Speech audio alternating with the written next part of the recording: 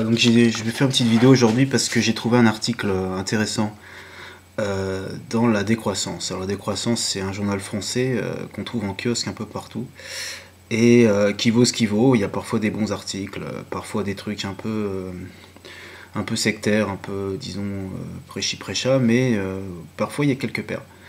Là, ce qui a retenu mon attention, c'est un article qui rappelle un petit passage d'un livre de Charles de Gaulle. Alors Charles de Gaulle, a priori, c'est pas trop relié à l'écologie, on pourrait penser. Enfin, c'est quand même quelqu'un qui a, disons, qui a été responsable au moment où la France et le monde se sont jetés à corps perdu dans ce qu'on appelle le progrès, c'est-à-dire en fait le gaspillage massif de pétrole et la fuite en avant sans aucun calcul pour les conséquences et les réserves. Et donc c'est cette époque précisément qui nous a bien foutu dans la merde. Or, ce qui est intéressant dans ce passage, c'est qu'on voit que De Gaulle est loin d'être un idiot qui n'a pas compris ce qui se passait. Il était très très conscient en fait du fait que cette modernité qu'il a vécue et qu'il a accompagnée, cette modernisation était un véritable problème. En fait, on peut aller plus loin parce que quand on lit le texte, on a carrément l'impression qu'il regrette amèrement ce qui est en train de se passer.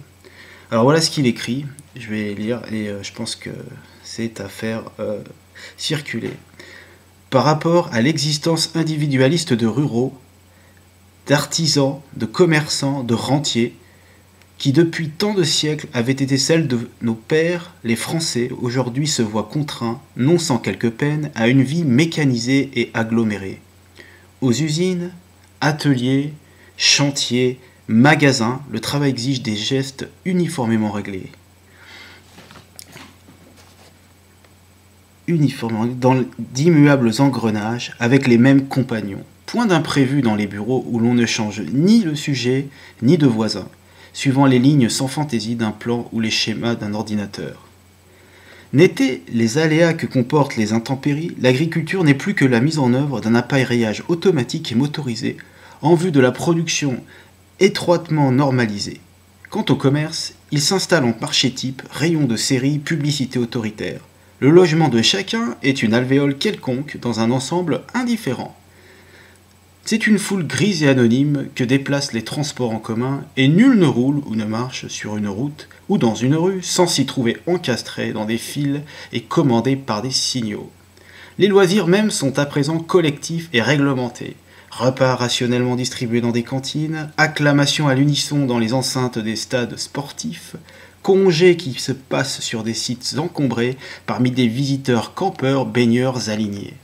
Détente du jour et de la nuit chronométrée pour des familles dans d'homothétiques appartements où toutes, avant de s'endormir, voient et entendent simultanément les mêmes émissions des mêmes ondes. Il s'agit là d'une force des choses dont je sais qu'elle est pesante à notre peuple, plus qu'à aucun autre en raison de sa nature et de ses antécédents, et dont je sens que par une addition soudaine d'irritation, elle risque de le jeter un jour dans quelques crises irraisonnées. Charles de Gaulle. Mémoire d'espoir, l'effort, 1962, édité par Plomb en 1961.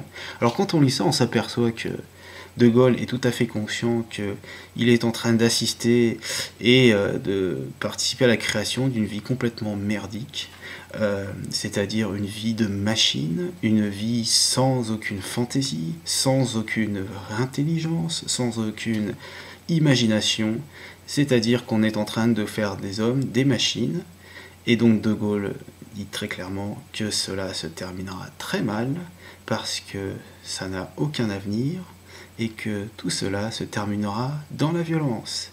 Voilà, c'était donc la petite minute prévisionniste, anticipation du général de Gaulle à méditer.